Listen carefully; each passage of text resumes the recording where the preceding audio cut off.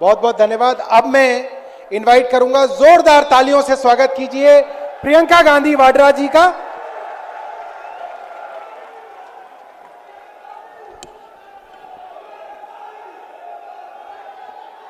मंच पर उपस्थित सभी नेतागण,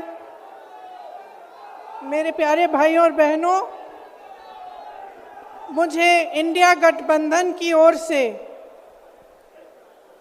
इंडिया गठबंधन की 5 सूत्री मांगें पढ़ने के लिए कहा है। इससे पहले कि मैं ये शुरू करूं, मैं एक छोटी सी बात आपके सामने रखना चाहती हूं। देखिए, ये दिल्ली वाले जानते हैं कि ये दिल्ली का सुप्रसिद्ध रामलीला मैदान है। यहाँ बचपन से मैं आ रही हूँ। हर साल दशहरे के दिन यहाँ इसी मैदान में रावण के पुतले का दहन होता है। मैं छोटी थी तो अपनी दादी जी इंदिरा जी के साथ आती थी, उनके पैरों के पास जमीन पर बैठ के देखती थी। उन्होंने हमारे देश की ये प्राचीन, हजारों वर्ष प्राचीन गाथा जो रामायण है, भगवान राम जी की जीवन गाथा मुझे सुनाई।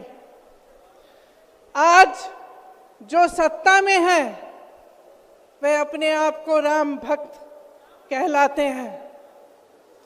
इसीलिए यहाँ बैठे हुए मेरे मन में ये बात आई कि उनको इस संदर्भ में कुछ कहना चाहिए। मुझे लगता है कि वे कर्मकांड में उलझ गए हैं। मुझे लगता है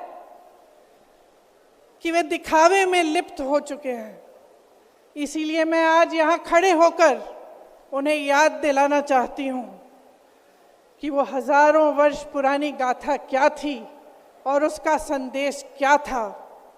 भगवान राम जब सत्य के लिए लड़े, उनके पास सत्ता नहीं थी।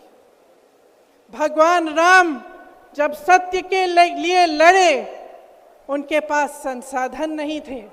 उनके पास तो रथ भी नहीं था। रथ रावण के पास था, संसाधन रावण के पास थे, सेना रावण के पास थी, सोना रावण के पास थी। वो तो सोने की लंका में रहता था। भगवान राम के पास सत्य था, आशा थी, आस्था थी, प्रेम था, परोपकार था, विनय था, धीरज था, साहस था, और भगवान राम के पास सत्य था। मैं सत्ता में बैठे हुए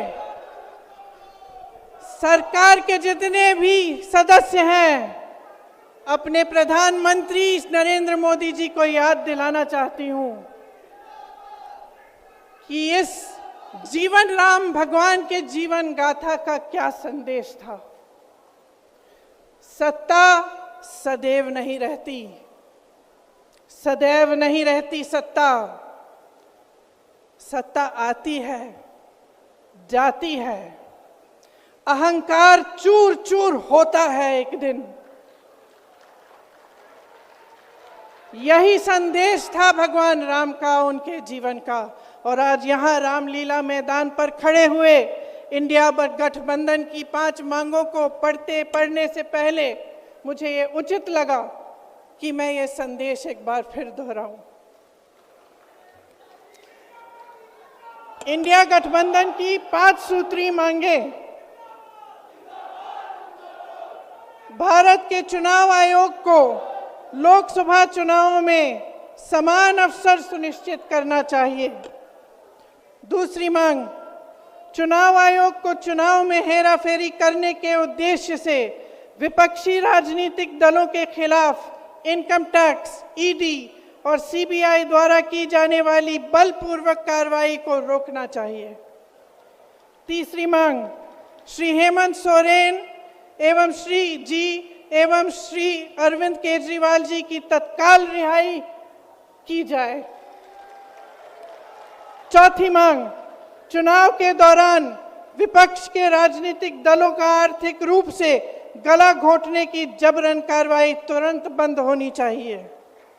पांचवी मांग, चुनावी बांड का उपयोग करके बीजेपी द्वारा बदले की भावना, जबरन वसूली और धन शोधन के आरोपों की जांच के लिए सुप्रीम कोर्ट की निगरानी में एक एसआईटी गठित हो जानी चाहिए।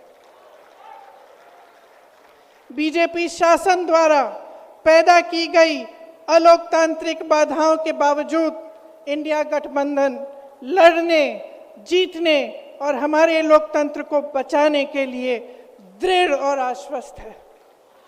जुड़ेगा भारत, जीतेगा इंडिया। एक बार मेरे साथ कहिए, जुड़ेगा भारत, जुड़ेगा भारत, जुड़ेगा भारत। धन्यवाद। जय हिंद। आप क्या करोगे इतनी उम्र में? अब क्या है इनको आने दो, जवान बच्चों को। अब मैं सभी लीडर से कहूं